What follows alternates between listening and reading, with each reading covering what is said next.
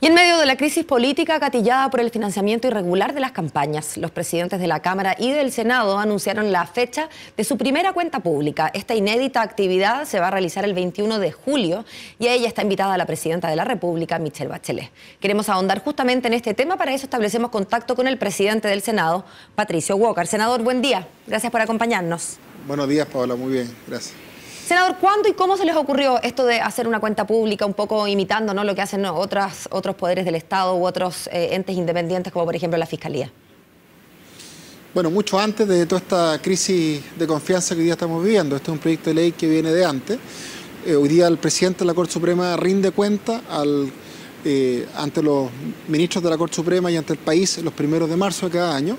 Y la presidenta de la República el 21 de mayo, ¿cierto? Rinde una cuenta política y administrativa del Estado de la Nación. Y en cambio, los presidentes de la Cámara de Diputados y el Senado no tienen esa obligación. Y eso va a cambiar. Estamos terminando de tramitar un proyecto de ley que va a establecer la obligación de rendir cuentas a los presidentes de las corporaciones en el mes de julio de cada año. Este año va a ser el 21 de julio y por lo tanto en una sesión conjunta de senadores y diputados junto al presidente de la Cámara de Diputados vamos a rendir cuenta a los parlamentarios, pero sobre todo al país, de nuestra situación en el Congreso, de las debilidades, de la fortaleza, de las amenazas, de las oportunidades. Y vamos obviamente a hacer un conjunto de propuestas, vamos a entregar un conjunto de propuestas súper concretas, bien radicales, para elevar los estándares de probidad y transparencia y obviamente modernizar el funcionamiento del Congreso y también del trámite de los proyectos de ley. Yo lo escuchaba ayer, senador, hablando de estas propuestas y usted las definía como radicales, como nada de tibias, en fin, como muy duras y dolorosas incluso para la propia corporación. Estas medidas de transparencia y probidad que van a proponer, ¿van a ser o se quieren plasmar de forma de ley o son simplemente para efectos del reglamento interno, tanto del Senado como de la Cámara?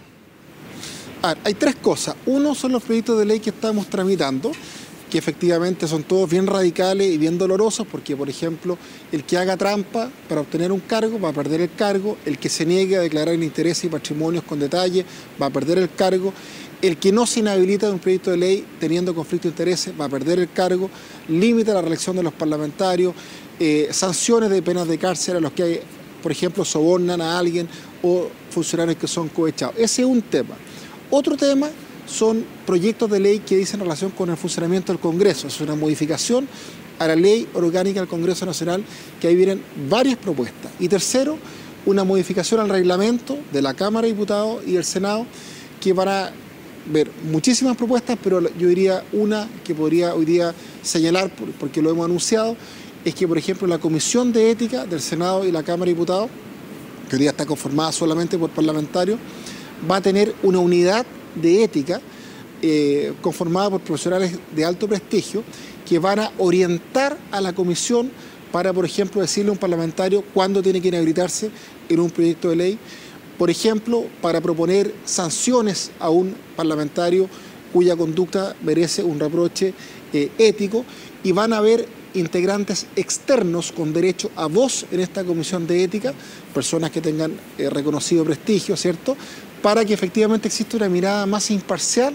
a la hora de juzgar la conducta de un parlamentario. Y finalmente vamos a aumentar las penas y las sanciones, la gama de penas que se pueden aplicar a los parlamentarios cuando haya una conducta que merezca un reproche ético. Es un detalle, senador, pero me pregunto quién va a integrar quiénes van a ser, digamos, ese cuerpo y quiénes van a elegir a los integrantes de ese cuerpo.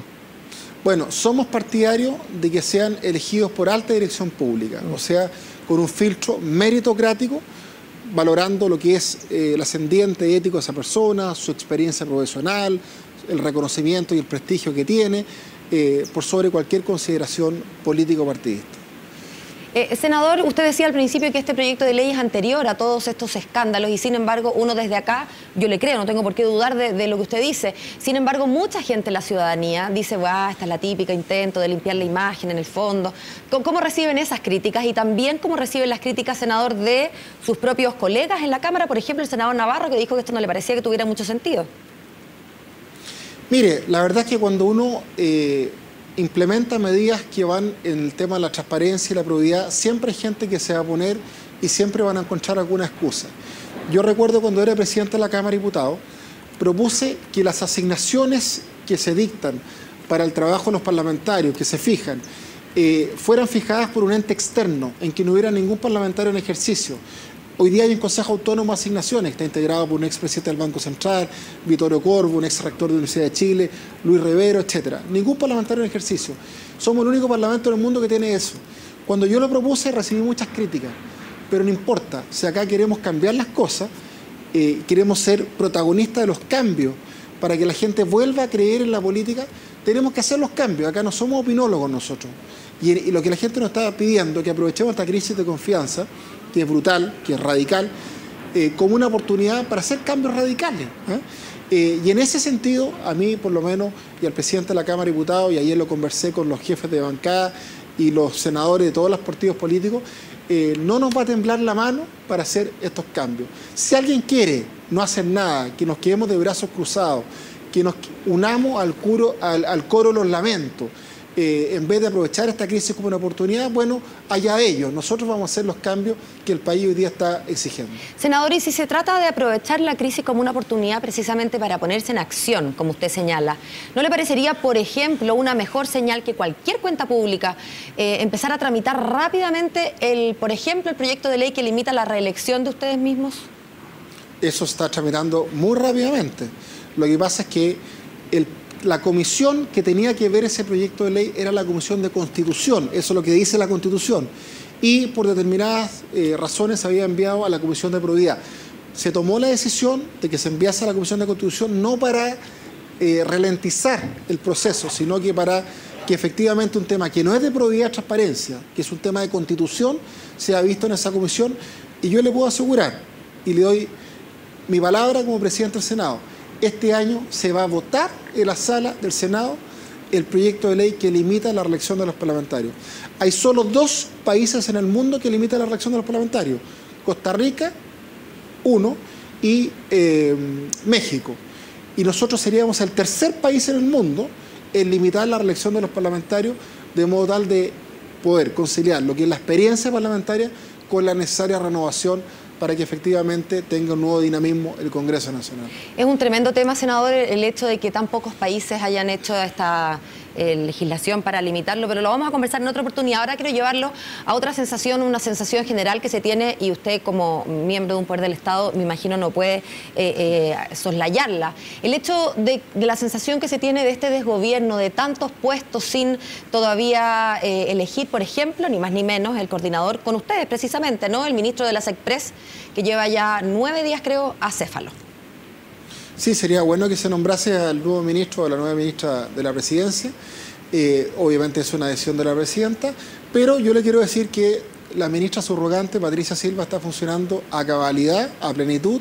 Con ella nos hemos coordinado. Ayer tuve una reunión muy fructífera y están todas las urgencias, suburgencias, discusiones inmediatas otorgadas a los proyectos de ley que son prioridad, y por lo tanto no estamos paralizados por el no nombramiento del nuevo ministro de la Presidencia, y eso quiero aclararlo, pero obviamente sería muy bueno que el titular sea nombrado luego, porque obviamente hay temas de mediano y largo plazo que es importante, obviamente, definir con ese ministro. Y quizás, senador, también hay temas de ser y parecer. La política está llena de gestos, ¿no? De cosas simbólicas, y en ese sentido, sin ánimo de molestar, ni mucho menos a la señora Patricia Silva, efectivamente hay una señal curiosa, ¿no? Al menos de tener un ministerio de esta importancia sin cabeza, lo mismo que el Servicio de Impuestos Internos y algunos otros cargos. ¿Qué le pasa al gobierno? ¿Qué le pasa al Ejecutivo? Mire, lo que pasa es que todo, ¿cierto? Cuando ocurrió lo del ministro Insulza, la presidenta de la República estaba en Roma, yo estaba con ella, ¿cierto? La visita a Estado al Vaticano, después ella fue a Francia, después ella fue a Bélgica. Y después fue al estadio. Y por supuesto, fue al estadio y le dio suerte a Chile. Ojalá hubiera ido ayer contra México, tal vez hubiéramos ganado. Ya, pues, senador, pero es cábala la presidenta, Paula. Cábala será, senador, pero no parece que una vez llegada a Chile, sus idas al estadio, yo se lo decía más bien en broma, puedan ser un obstáculo o una explicación para no es verdad, nombrado esos cargos. Por supuesto, lo que yo le quiero decir es lo siguiente, que tome una buena decisión. A veces la premura, las prisas llevan a tomar malas decisiones, que es lo que se ha criticado en el pasado, ¿cierto? Entonces, palos porque boga, palos porque no boga. Yo confío que prontamente la Presidenta de la República va a nombrar al reemplazante, el ministro Insulza, y efectivamente vamos a tener al ministro titular prontamente. Senador, usted dice palos porque bogan y palos porque no bogan. Quizás se nos acusa mucho de eso a la prensa, pero fíjese que en este caso no es la premura lo que se criticó de la presidenta. De hecho, ella misma se dio 72 horas, cosa que ya es inusitada y además no la respetó, pasó de largo. Así es que por apurete en realidad no es que se la criticó, más bien se la criticó por trabajar en secreto, por el estilo, no por, insisto, el periodo de tiempo. ¿Será eso más bien lo que tendría que cambiar la presidenta, más que el tiempo que se demora en elegir a las personas que va a poner en su equipo de confianza? Mire, lo importante es que tome una buena decisión. Yo creo en los gobiernos suprapartidistas, o sea, es la presidenta la que nombra y remueve a su ministro. Y en segundo lugar, naturalmente que si ella decide conversar, preguntar a los partidos que le den alternativas, es una decisión de ella. Mire, hasta el año 73 en Chile existía lo que se llamaba el cuoteo político, que los partidos políticos muchas veces decidían quién eran los ministros. Y eso no fue bueno para nuestra democracia. Yo prefiero un gobierno suprapartidario con los riesgos que eso significa, que por supuesto la presidenta puede dialogar con los partidos, pero es ella la que decide a quién nombra y a quién remueve. ¿Y cuál es la diferencia, así pero bien en fácil, entre cuoteo y equilibrios políticos? Porque usted y yo quizás estamos de acuerdo en que el próximo ministro de la SECPRES va a ser necesariamente PPD, ¿o no? La diferencia es que en el cuoteo los partidos son los que definen el nombre que nombra el presidente de la República. Y en este caso, obviamente un presidente muchas veces va a tender al equilibrio de acuerdo a lo que representan las fuerzas políticas, porque esa es la forma en que se expresa la ciudadanía en la democracia, a través de los votos, pero los nombres siempre se ha respetado que sean decisión privativa, exclusiva y excluyente de los presidentes de la República, y yo no soy partidario de modificar esa práctica. Bien, senador, le queremos agradecer su tiempo con CNN Chile. Éntrese, mire que hace mucho frío, que tenga un buen día. Gracias, hace mucho frío acá en La Moneda. Que esté Sí, muy bien. Imagino. Chao, chao.